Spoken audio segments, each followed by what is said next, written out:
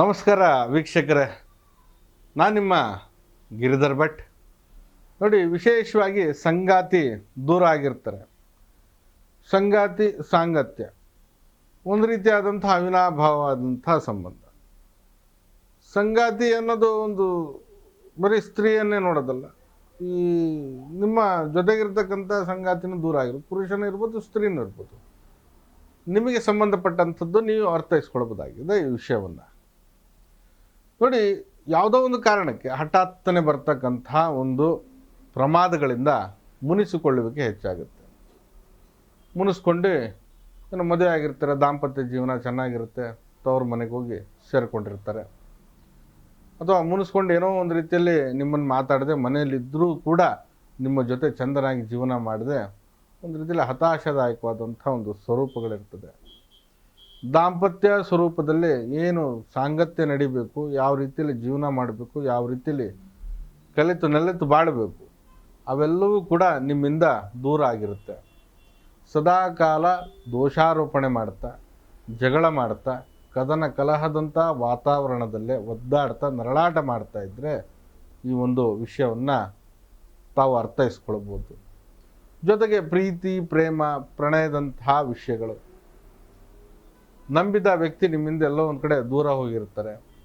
ಭಾಳಷ್ಟು ಆತ್ಮೀಯರಿರ್ತಾರೆ, ಚಿರಪರಿಚಿತರಿರ್ತಾರೆ, ಏನೋ ಒಂದು ಅನುಕೂಲ ಮಾಡಿಕೊಟ್ಟಿರ್ತಾರೆ, ಅಥವಾ ನೀವೇ ಅವ್ರಿಗೆ ಅನುಕೂಲ ಮಾಡಿರ್ತೀರ.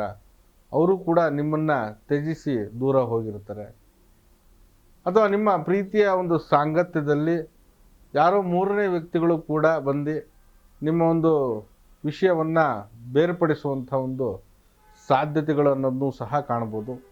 ಇಂಥ ಒಂದು ಸ್ಥಿತಿಯಲ್ಲಿದ್ದಾಗಲೂ ಕೂಡ ನಿಮ್ಮಿಂದ ನಿಮ್ಮ ಸಂಗಾತಿ ದೂರ ಆಗಿರ್ತಾರೆ, ದೂರ ಆಗಿದ್ದಾರೆ, ಅಥವಾ ಜೊತೆಗಿದ್ದು ದೂರ ಇದ್ದಾರೆ.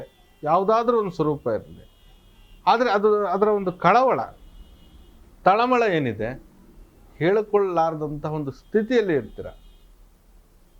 ಯಾಕಂದರೆ ನಿಮ್ಮ ಮನೆಯ ಗುಟ್ಟು ದಾಂಪತ್ಯ ಅನ್ಬೋದು, ಅಥವಾ ನಿಮ್ಮ ಪ್ರೇಮದ ಗುಟ್ಟು, ನಿಮ್ಮ ಜೀವನದ ಗುಟ್ಟದು, ಅಥವಾ ನಿಮ್ಮ ನಂಬಿದವ್ರ ಗುಟ್ಟು, ಆತ್ಮೀಯತೆಯ ಗುಟ್ಟು, ಇವೆಲ್ಲವನ್ನೂ ಸಹ ಇನ್ನೊಬ್ಬರ ಹತ್ರ ಹೋಗಿ ಪ್ರಸ್ತಾಪ ಮಾಡಲಿಕ್ಕೆ ಸಾಧ್ಯ ಇಲ್ಲ. ದಿನೇಕವಾಗಿ ಅದನ್ನು ನೀವೇ ಕೊರಗ್ತಾ, ನೀವೇ ಅದರ ವಿಷಯವನ್ನು ಗಹನ ಮಾಡ್ತಾ, ನರಳಾಟ ಮಾಡ್ತಾ, ಮಾನಸಿಕವಾಗಿ ನಿಮ್ಮ ಒಂದು ಮನಸ್ಥಿತಿಯನ್ನು ಹಾಳು ಮಾಡಿಕೊಂಡು ಸಂಪೂರ್ಣವಾಗಿ ಭಿನ್ನ ರೀತಿಯಲ್ಲಿ ಯೋಚನೆ ಮಾಡ್ತಾ ಒಂದು ರೀತಿಯಲ್ಲಿ ಹತಾಶಾದಾಯಕವಾದಂಥ ಜೀವನವನ್ನು ಸಾಗಿಸ್ತಾ ಇರ್ತೀರ.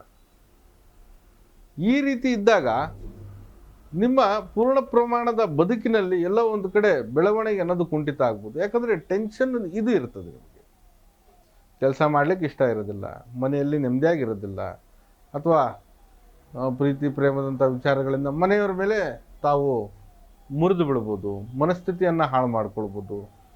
ಒಂದು ರೀತಿಯಲ್ಲಿ ಸಮಸ್ಯೆ ದಿನೇಕವಾಗಿ ಗಾಢವಾಗಿ ಬೆಳೀತಾ ಬೆಳೀತಾ ಅರ್ಥೈಸ್ಕೊಳ್ಳಾರ್ದಂಥ ಒಂದು ಸ್ಥಿತಿಯಲ್ಲಿ ತಾವು ಜೀವನ ಮಾಡ್ತಾ ಇರ್ತೀರ.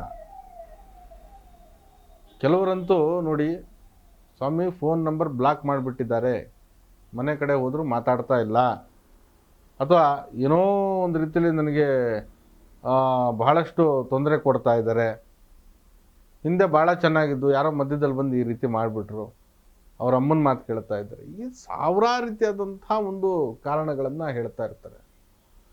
ಏನಕ್ಕಂದರೆ ಅವರು ಇಷ್ಟಪಟ್ಟಿದ್ದು ನಿಜ ಇದೆ, ಬಹಳಷ್ಟು ಇಷ್ಟಪಟ್ಟಿದ್ದಾರೆ, ಹಾಗಾಗಿ ತನಗೆ ತನ್ನ ವಸ್ತು ಬೇಕು ಎಂಬತಕ್ಕಂತಹ ಕಳಕಳಿ ಇದೆ, ಹಾಗಾಗಿ ಅವರು ಕೇಳ್ತಾ ಇರ್ತಾರೆ. ತಪ್ಪು ಅವ್ರದ್ದಲ್ಲ. ಆದರೆ ವಿಷಯ ಜೀವನದಲ್ಲಿ ಇಂತಹ ಒಂದು ಸಮಸ್ಯೆಗಳು ಸಿಗಲಿದ್ದಾಗ ಆದಷ್ಟು ಅದರಿಂದ ಹೊರಗಡೆ ಬರಲಿಕ್ಕೆ ತಾವು ಯೋಚನೆ ಮಾಡಬೇಕು.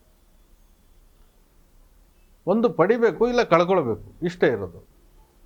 ಇಲ್ಲಿ ಕಳ್ಕೊಳ್ಳಾರ್ದೇ ಇರತಕ್ಕಂಥ ಸ್ಥಿತಿಯಲ್ಲಿದ್ದಾಗ, ಪಡಿಬೇಕೆಂಬತಕ್ಕಂಥ ಹಂಬಲ ಇದ್ದಾಗ ಅತ್ತು ಕರೆದು ಗೋಗರೆದು ತಾವು ಅದನ್ನು ಪಡಿಲಿಕ್ಕೆ ಹೋಗ್ತೀರ. ಆದರೂ ಸಹ ಅಲ್ಲಿ ನಿಸ್ಸಹಾಯಕರಾಗಿ, ಅಸಹಾಯಕರಾಗಿ ಕುಳಿತುಕೊಂಡಿರ್ತಾರೆ. ಇಂತಹ ಒಂದು ಸ್ಥಿತಿಯಲ್ಲಿ ತಂತ್ರಗಳು ಬಹಳಷ್ಟು ಪ್ರಯೋಜನ ಕೊಡುತ್ತೆ. ಹಾಗಾಗಿ ನಾನು ಹೇಳಿಕೊಡುವಂತಹ ಈ ಮಂತ್ರ ಸ್ವರೂಪವನ್ನು ತಾವು ತಪ್ಪದೇ ಪಾಲಿಸಿ. ಇಂಥದ್ದೇನು ದೊಡ್ಡ ಕಷ್ಟ ಆಗೋದಿಲ್ಲ, ಆದರೂ ಪರಿಶ್ರಮ ಇಟ್ಟು, ನಂಬಿಕೆ ಇಟ್ಟು, ನಿಮಗೆ ಬೇಕಾದ್ದನ್ನು ಪಡಿಬೇಕೆಂಬತಕ್ಕಂಥ ಛಲ ಇದ್ದರೆ ಇದನ್ನು ಮಾಡಿ ನೋಡಿ, ಖಂಡಿತ ಅದು ನಿಮಗೆ ದಕ್ಕತ್ತೆ, ಸಿಗುತ್ತೆ ಎಂಬುದಾಗಿ ಹೇಳ್ತಾ ಇದ್ದೀನಿ. ಮಂತ್ರ ಸ್ವರೂಪ ಹೀಗಿದೆ ನೋಡಿ. ಮಂತ್ರ ಸ್ವರೂಪ: ಜಯ, ಮೋಹಿನಿ, ಕಾಮಾಖ್ಯ, ಮನೋ, ವಾಚ ಕರ್ಮಣ ಮೋಹಿನಿ ವಶ್ಯ ಕರೀಹಂ ಸ್ವ ಅಮುಖ. ಇನ್ನೊಮ್ಮೆ ಹೇಳ್ತೀನಿ ನೋಡಿ ಮಂತ್ರ ಸ್ವರೂಪವನ್ನು. ಜಯಮೋಹಿನಿ ಕಾಮಾಖ್ಯ ಮನೋವಾಚ ಕರ್ಮಣ ಮೋಹಿನಿ ವಶ್ಯ ಕರೀಹಂ ಸ್ವ ಅಮುಖ.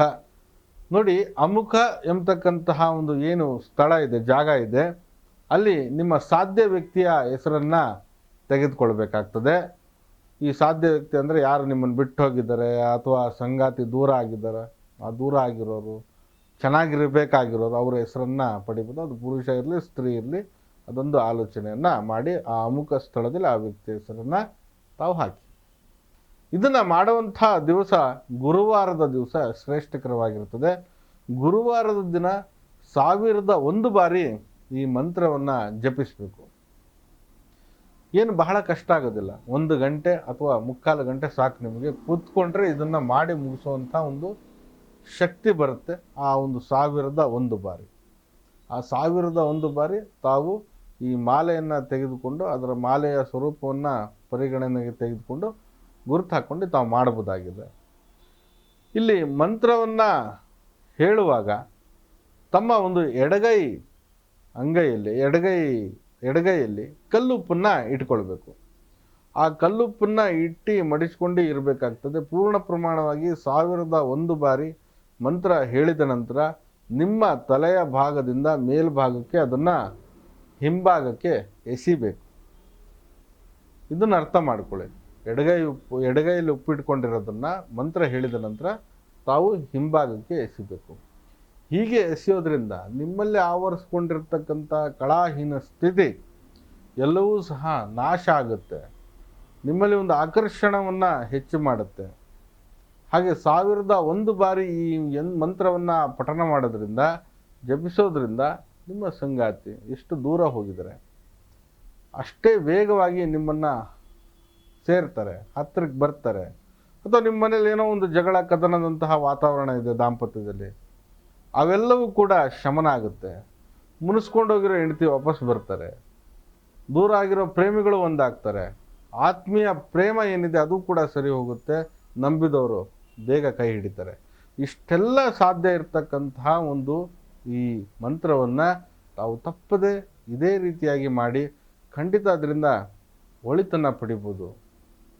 ನಿಮ್ಮ ಸಮಸ್ಯೆ ಕಷ್ಟ ಕಾರ್ಪಣ್ಯವನ್ನೋದನ್ನ ತಾವು ಬಗೆಹರಿಸ್ಕೊಳ್ಬೋದು ಎಂಬುದಾಗಿ ನಾನು ತಿಳಿಸ್ತಾ ಇದ್ದೀನಿ. ಈ ನಮ್ಮ ವಿಷಯ ಆಗಿಂದಾಗೆ ತಿಳಿಸ್ತಾ ಇರ್ತೀನಿ. ಮತ್ತು ನಿಮಗೇನಾದರೂ ವಿಷಯಗಳ ಬಗ್ಗೆ ಮಾಹಿತಿ ಬೇಕಿದ್ದರೆ ತಿಳಿಸುವಂಥ ಒಂದು ಪ್ರಯತ್ನ ಮಾಡ್ತೀನಿ. ಗೊತ್ತಿದ್ದರೆ ಕಮೆಂಟ್ನಲ್ಲಿ ತಾವು ಅದನ್ನು ಹಾಕ್ಬೋದಾಗಿದೆ. ಹಾಗೆ ನಮ್ಮ ಕಚೇರಿ ಜ್ಞಾನಭಾರತಿ ಯೂನಿವರ್ಸಿಟಿ ಕ್ವಾರ್ಟರ್ಸ್ ಸರ್ಕಲ್ ಬಳಿ ಇರತಕ್ಕಂಥದ್ದು ಬೆಂಗಳೂರು. ಅಲ್ಲಿ ಕೂಡ ನೇರವಾಗಿ ಭೇಟಿ ಆಗ್ಬೋದಾಗಿದೆ. ಹಾಗೆ ಫೋನಿನ ಮೂಲಕ ವೈಯಕ್ತಿಕವಾಗಿ ಸಮಾಲೋಚನೆ ಮಾಡ್ಬೋದಾಗಿದೆ. ಖಂಡಿತ ಎಲ್ರಿಗೂ ಶುಭವಾಗಲಿ. ನಮಸ್ಕಾರ.